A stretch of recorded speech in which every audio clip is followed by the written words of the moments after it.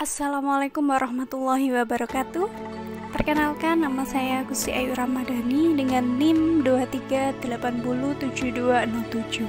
Prodi PGSD PPG Prajabatan Gelombang 2 tahun 2023. Universitas Pegri Adibuana Surabaya. Di sini saya akan menjelaskan mengenai kampanye praktik baik penerapan scaffolding pada Zone of Proximal Development atau ZPD melalui model Problem Based Learning di kelas 1 SDN Kebraun 2 Surabaya. Untuk memenuhi ujian akhir semester 1 perspektif sosiokultural dalam pendidikan dengan nama dosen pengampu Ida Sulistiawati SHMD. Kampanye praktik baik ini dilaksanakan di kelas 1C SDN Kebraun 2 Surabaya. Scaffolding merupakan bantuan, dukungan, atau support kepada peserta didik dari orang lebih dewasa atau lebih kompeten, khususnya guru, yang memungkinkan penggunaan fungsi kognitif yang lebih tinggi dan memungkinkan berkembang kemampuan belajar sehingga terdapat tingkat penguasaan materi yang lebih ditunjukkan dengan adanya penyelesaian soal-soal yang lebih rumit. Untuk selanjutnya, konsep Zone of Proximal Development atau ZPD. Menurut teori Vygotsky, Zone of Proximal Development merupakan celah antara actual development dan potential development, di mana apakah anak dapat melakukan sesuatu tanpa bantuan orang dewasa dan apakah seorang anak dapat melakukan sesuatu dengan arahan orang dewasa atau kerjasama dengan teman sebaya. Tahap-tahap ZPD. Di sini terdapat 3 tahapan. Untuk tahap pertama, tugas yang tidak dapat diselesaikan oleh peserta didik dengan bantuan. Tahap kedua, tugas yang dapat diselesaikan oleh peserta didik dengan bantuan.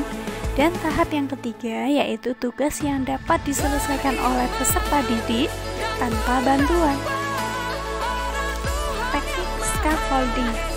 Di sini terdapat 4 teknik scaffolding. Yang pertama, konseptual scaffolding.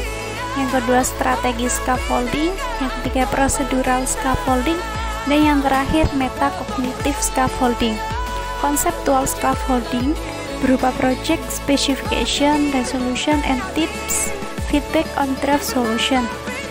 Strategi scaffolding dapat dilakukan dengan cara feedback on project plan, feedback on progress report, and resolution tips. Procedural scaffolding, pembelajaran dan prosedur pengajaran dapat digunakan dalam memberikan kerangka belajar. Yang terakhir, metakognitif scaffolding, kegiatan metakognitif dan memfasilitasi proses pemecahan masalah. Metode scaffolding. Di sini terdapat 4 metode. Yang pertama motivasi, yang kedua modeling, yang ketiga reminders, and yang terakhir checking.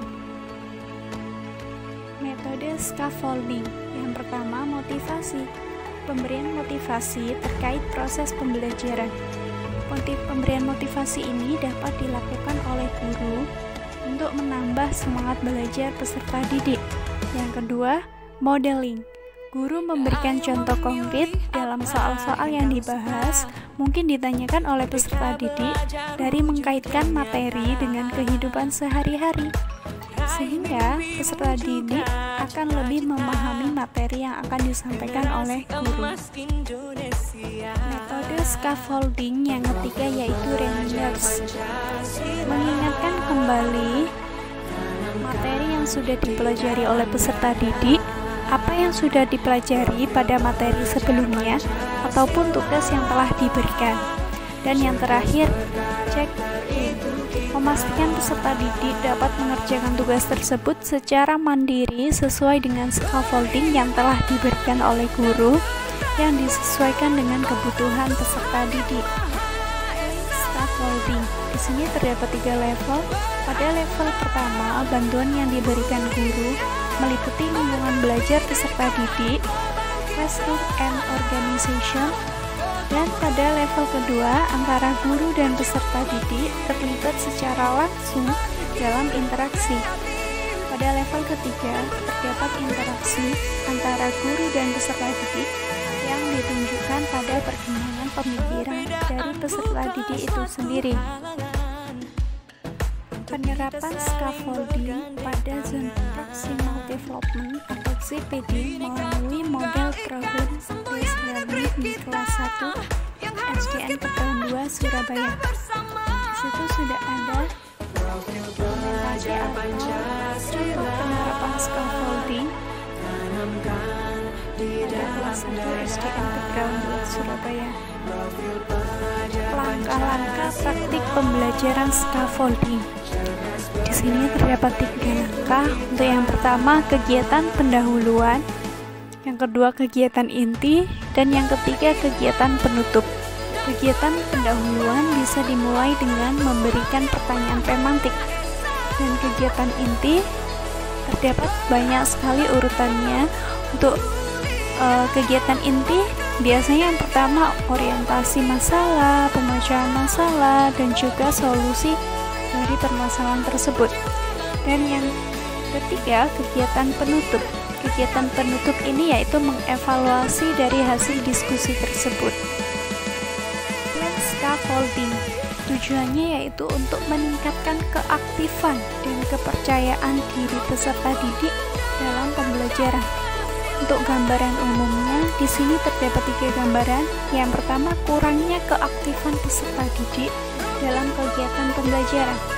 Yang kedua, peserta didik masih malu-malu untuk mengemukakan pendapatnya.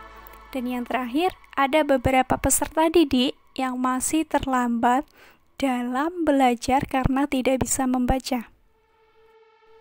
Apa yang dapat dilakukan untuk mempercepat upaya perbaikan?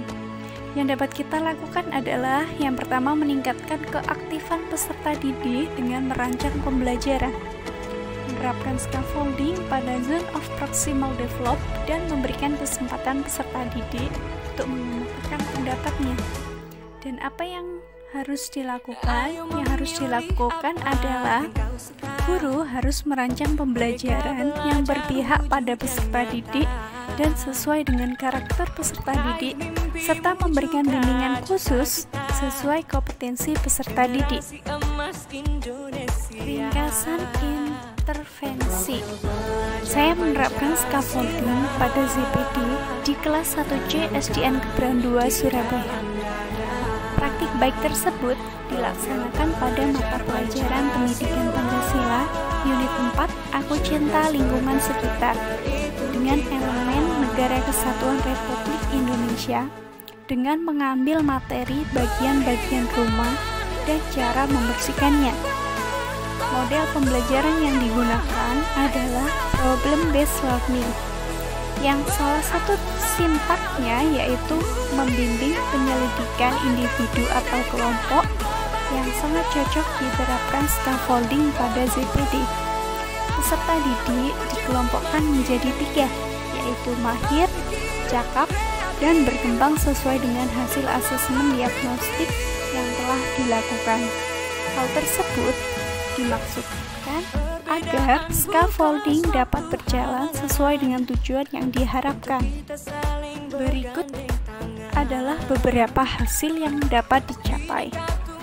Untuk hasil yang dapat dicapai, yang pertama yaitu peserta didik aktif pada kegiatan pembelajaran. Peserta didik mendapat bimbingan sesuai dengan kompetensinya.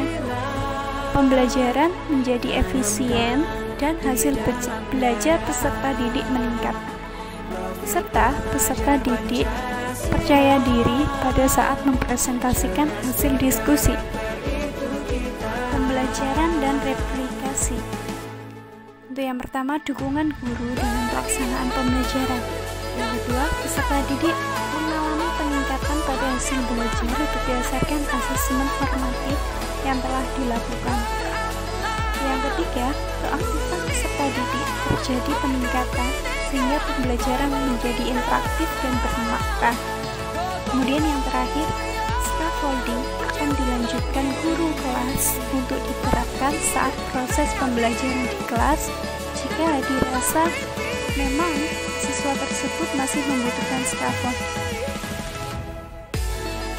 Ini adalah dokumentasi kampanye praktik baik yang saya lakukan di kelas 1C SDN Kebraun 2.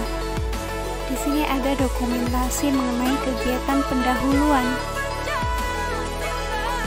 Untuk dokumentasi yang kedua yaitu dokumentasi mengenai kegiatan inti.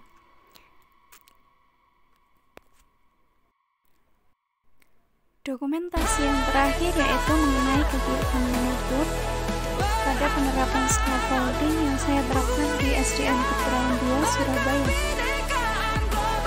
Itu tadi penjelasan dari saya mengenai kampanye praktik baik penerapan scaffolding pada Zone of Functional Development atau ZPD melalui model Problem-Based Learning di kelas 1 SDN Kebraun 2 Surabaya. Kurang lebihnya saya mohon maaf. Thank you for watching. Wassalamualaikum warahmatullahi wabarakatuh.